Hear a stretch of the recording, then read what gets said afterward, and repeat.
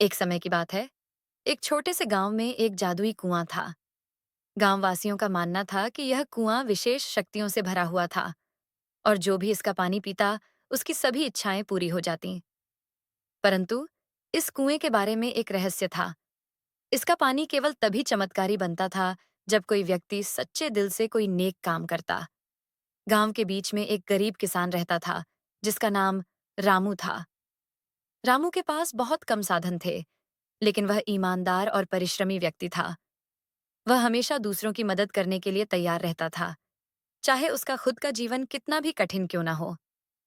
एक दिन रामू ने सुना कि गांव के पास एक बुजुर्ग महिला बीमार है और उसे दवाई की आवश्यकता है। रामू ने बिना सोचे समझे उसकी मदद के लिए अपनी बचत का पैसा निकाल लिया। वह दवाइयां खरीदकर उस महिला के पास पहुंच गया और उसे दिया। महिला की आंखों में आंसू आ गए और उसने रामू को धन्यवाद दिया। उसी रात रामू ने सपना देखा कि जादुई कुएं का एक फरिश्ता उसके पास आया।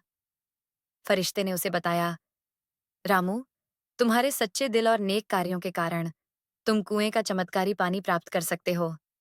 तुम जो भी इस पानी से मांगोगे, तुम्हारी सभी इच्छाएं पूरी होंगी। रामू अगली सुबह कुएं के पास गया और अपने छोटे से कलश में पानी भरा। उसने पानी पिया और मन में अपनी सबसे बड़ी इच्छा की कि उसका गांव कभी भी पानी की कमी का सामना न करे। जैसे ही उसने अपनी इच्छा व्यक्त की, कुएं का पानी तेजस्वी नीले रंग में चमकने लगा और पूरे गांव में सुख शांति फैल गई। उस दिन से गांव का कुआं कभी नहीं सूखा। रामू की सच्चाई और परोपकारिता के कारण उसका गांव हमेशा के लिए जल संकट से मुक्त हो गया। गांववासी इस चमत्कार को कभी नहीं भूले और वे हमेशा रामू के नेक कामों की प्रशंसा करते रहे। रामू की कहानी पूरे राज्य में फैली और लोगों को यह सिखाने लगी कि सच्चे दिल और नेक कार्यों की शक्ति अद्वितीय होती है।